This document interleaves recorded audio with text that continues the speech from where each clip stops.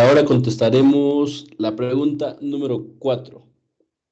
Dice que tomemos como referencia el circuito anexo. Déjenme checar si estoy con el audio, porque hace rato grabé y no tenía el audio y tuve que volver a grabar. Dice esta pregunta,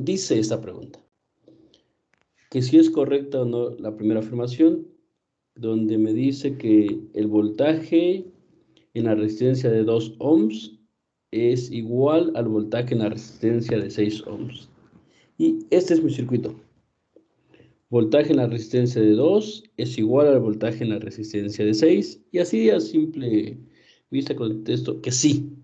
El voltaje en la resistencia de 2 sí es igual al voltaje en la resistencia de 6. Y la razón única es que sí, porque están déjenme ver qué está pasando con esta pluma. Ya. Sí. La razón es que la resistencia de 2 ohms y de 6 ohms están en paralelo, por lo tanto, tienen el mismo voltaje. Suficiente con eso. En el inciso B, dice lo siguiente. La corriente que pasa por la resistencia de 4 ohms es menor a la corriente que pasa por la resistencia de 2 ohms. No. La corriente que pasa por la resistencia de 4 ohms es mayor a la corriente que pasa por la resistencia de 2 ohms. O sea, la corriente que pasa por la resistencia de 2 es mayor a la corriente que pasa por la resistencia 4. En la anterior, el voltaje en 2 es igual al voltaje a la resistencia de 4 ohms y es igual al voltaje a la resistencia de 6 ohms. Es más, diseñé el circuito con la animación y ahí lo tiene. Una lámpara de 5 ohms, viene la corriente, se divide. La corriente en la de 2 ohms es de 2, en la de 4 es de 0.23. Disminuye prácticamente a la mitad. Ofrece más resistencia, menos electrones se van por aquí. Y menos corriente todavía en la de 6. Regreso al problema. Y en el inciso C me dicen, la corriente que pasa por la resistencia de 5 ohms y la corriente que pasa por la resistencia de 7 ohms son iguales. Sí, sí son iguales las corrientes que pasa por esas resistencias.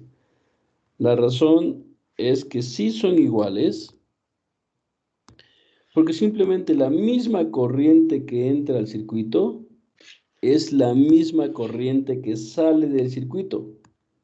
Por lo tanto, la explicación es que sí, son iguales. Lo vemos aquí. Entran 0.83 amperes, salen 0.83 amperes. La corriente que entra es igual a la corriente que sale.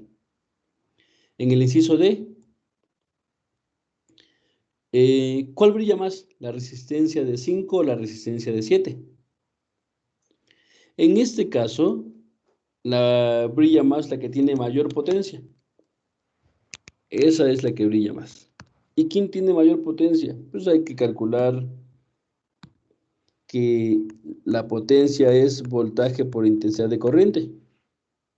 La corriente es la misma en ambas. La corriente en la resistencia de 5, lo voy a llamar I en la de 5, es igual a la corriente en la de 7. ¿En dónde es mayor el voltaje? ¿En la de 5 o en la de 7?